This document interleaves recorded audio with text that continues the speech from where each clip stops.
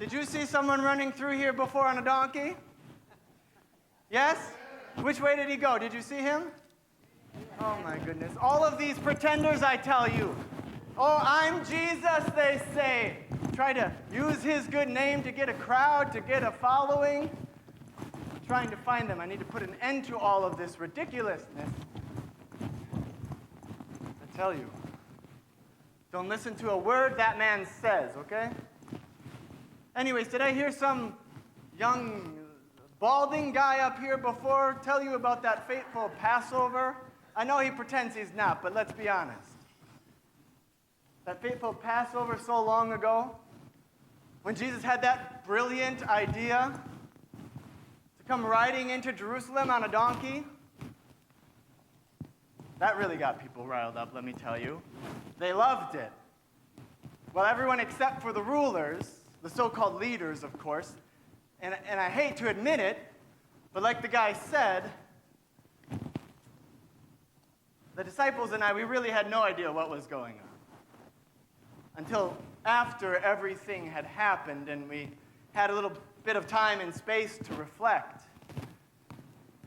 I mean, Jesus kind of told us his plan, but can you blame us for it not making a whole lot of sense? I mean, how much do you understand what happened? The whole donkey thing, does it make sense to you? Do you get it? And did he tell you what happened next? How he went up to the temple and, flipped over the tables right there in the temple? Every time I thought I knew Jesus, understood him, what it meant to follow him, he was saying something like, "Really, Peter? Oh, I guess I didn't introduce myself, did I? My name is Peter." Or like he said the one time, "Get behind me, Satan." Yeah, that one hurt a little. But tell me, okay, let's be honest. Tell me, which one of you would have done any better? What is this you say about, I think I saw something of seeing Peter. Peter is overconfident, huh? Losing faith in himself, unsure, confused, desperate, flawed, impatient, skeptical, afraid. Really? Whoa, hello. Steps. Okay, so maybe I am some of those things, but aren't some of you also those things? Anyways, let me tell you what really happened that Passover and where I was, and you can judge for yourselves where you would have been. How well you would have done it following Jesus through all of that. So imagine, if you can, with me. Our caravan caresses, sorry, English is my second language. Our caravan cresses a hill and Jerusalem, the city of peace, comes into view. The air is thick with dust and excitement as the city of 40,000 swells to nearly 200,000 for weeks. Pilgrims from all over the world make their journey to Jerusalem to celebrate the biggest, most central Jewish holiday of the year, Passover, where we remember and celebrate our people's liberation from slavery under Pharaoh in Egypt. But this is not like what is it I hear you have your Independence Day, your 4th of July thing you call. This is not just a big barbecue and remembering something that happened a long time ago, because for us, this celebration of our liberation is taking place in the context of our current occupation, our current oppression under the Roman Empire. For us, it's not just about remembering God's deliverance in the past, but also fueling our dreams of it now, longing for God to once again remove Rome's boot from our necks so that we can breathe freely again. But of course, Rome's ruthless rulers are no dummies, as much as I like to think that they are. Pilate, our Roman governor, is well aware of our yearnings, that every year during the Passover festival turns Jerusalem, well, it puts it on the verge of exploding at any moment. And so he is ready. Every Passover, Pilate parades into Jerusalem on his powerful war horse, followed by a column of imperial soldiers as a display of his military might and a reminder to the rest of us who is in charge. How little value our lives have in Caesar's kingdom. Thousands, and I mean thousands of extra soldiers, Roman soldiers, are called up to Jerusalem and stationed throughout the city very visibly for some law and order, as they call it. More like intimidation and harassment, if you ask me. We know who they're there to protect, and it's not me and my fellow pilgrims. And then there's Jesus. While all of this is happening, Jesus tells us that he's getting a dinky little donkey and going to ride in himself from the other end like some king. Now maybe you're thinking what I was thinking, which is, a donkey? We've got Pilate riding in on a war horse, flanked by thousands of soldiers, Jesus, and your grand entrance is a donkey? Like, what exactly are you trying to accomplish? I thought you were the Messiah. I thought you were God's chosen one, born to, liberate us from Rome, to save us from evil, to overthrow Caesar's kingdom and usher in the kingdom of heaven, God's realm here on earth. How is this? How is this going to accomplish that? While I didn't understand Jesus' plan then, I did know one thing. This is not going to end well. See, while his dramatic entrance seemed kind of anticlimactic or wimpy, if you ask me, it's also clear that he was engaging in some sort of street theater. He's trying to make a point. His palm parade is an intentional counter-protest to Pilate's entrance. A counter-display to Rome's imperial power of what God's power looks like. Not a violent, conquering hero on a war horse, but a humble, subversive servant. Okay, I get that, but still, I don't really understand the power of his action. But Jesus did not tell us about the next part. How shortly after his grand entrance, he would move swiftly through the crowd toward the temple, that holy sanctuary, where he would begin acting like either a madman or a prophet, or both, I guess, I don't even know. But he's driving out those who are buying and selling, and he's flipping over tables, making a scene. And then from the dust aroused by the chaos, I hear him proclaim, "My sanctuary is to be called a house of prayer for all people. And yet you have turned it into a den of robbers." Now, I knew these words. I'm a good religious man. So Jesus is quoting the great prophets of old, Isaiah and Jeremiah, who also spoke out against the corrupt leaders of their days hundreds of years before. And then Jesus starts drawing in and healing those whom our religious and political leaders had deemed unclean. These people were unworthy in their eyes and therefore could not be welcomed in. They were excluded from the community of God's people. Suffice it to say that according to our leaders, Jesus is here defying both our law and our scriptures. I tell you. But here's what I really don't understand. Like the disciples and I, Jesus knows Pilate is in town. He knows what Rome does to people who disturb their peace, who get uppity like this in public, who stir up the crowds in protest the way that he did when he entered Jerusalem, whose actions like his in the temple of flipping over tables put the city on the edge of riots. This is what they do to him. He knows this. So why is he doing this? I mean, clearly he meant for there to be a confrontation to expose the injustice of our leaders, their business as usual. We all agreed about the corruption. But I did not understand what this was supposed to accomplish. How was this supposed to lead to our great deliverance, to salvation, to liberation?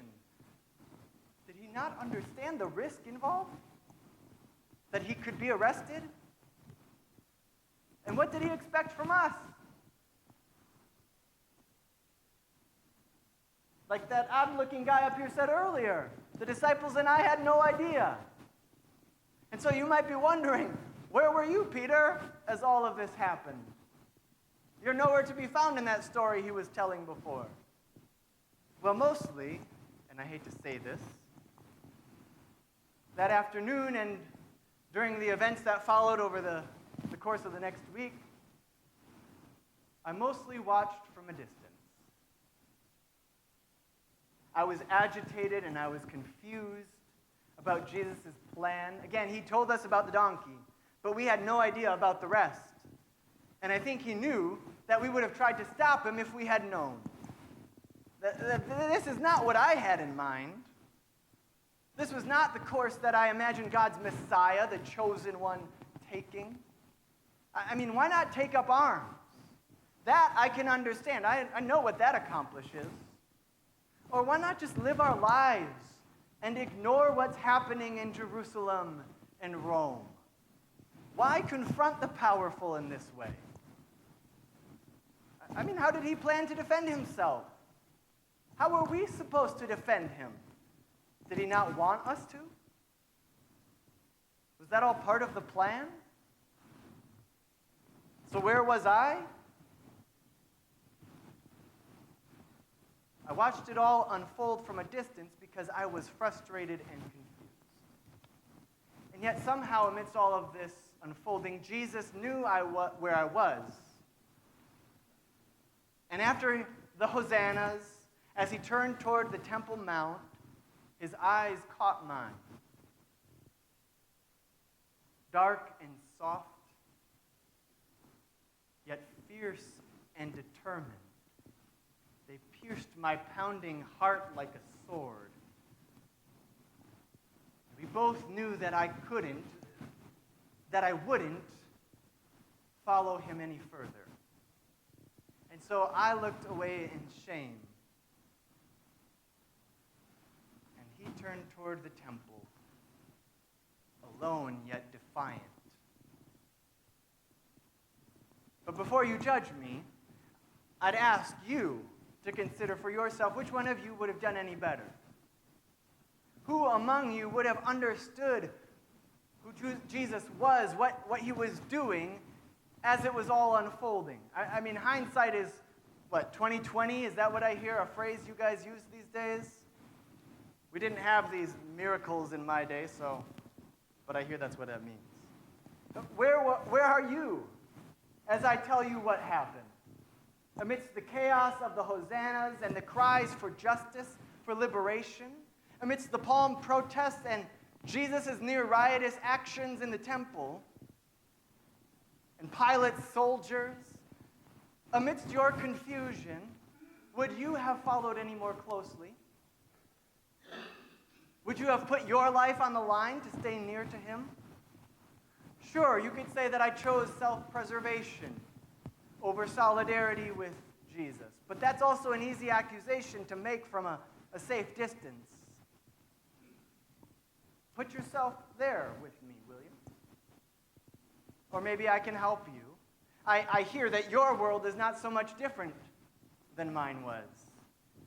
Occupation and war, injustice and exploitation, violent policing they still call law and order, leaders of powerful nations working together to keep masses of people oppressed.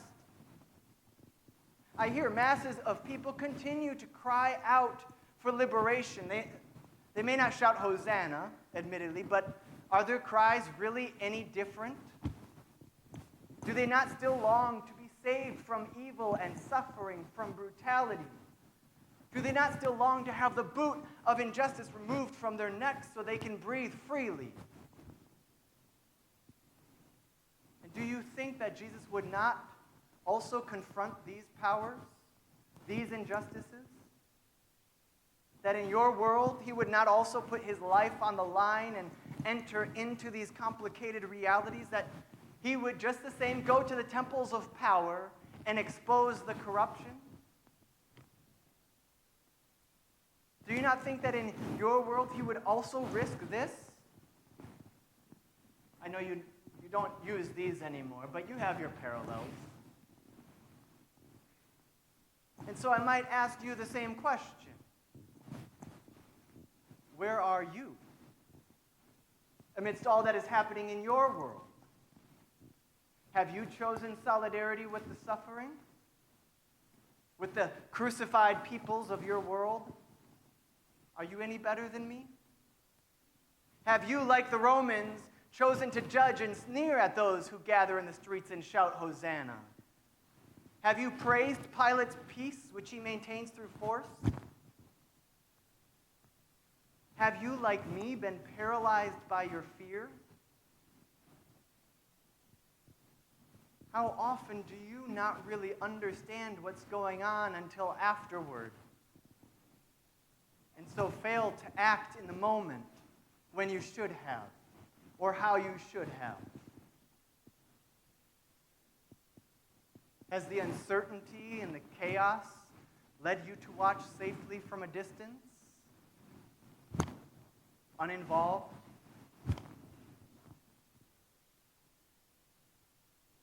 How often do you put your own agenda, your own vision, your own calendar above the complicated realities into which love and justice and truth call you?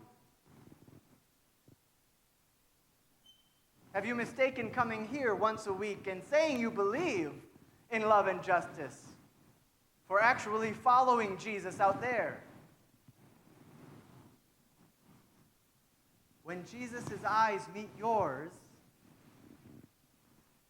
do you both also know that he will have to go forward alone? And so you ask me, where are you, Peter? And I ask you, where are you, Peter?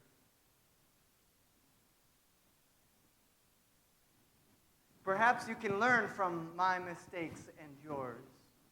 Perhaps, for you at least, it's not too late yet. At least I think that's the invitation.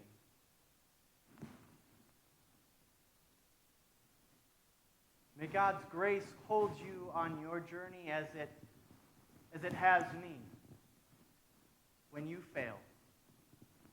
And also give you the courage to learn, to grow, and to try again.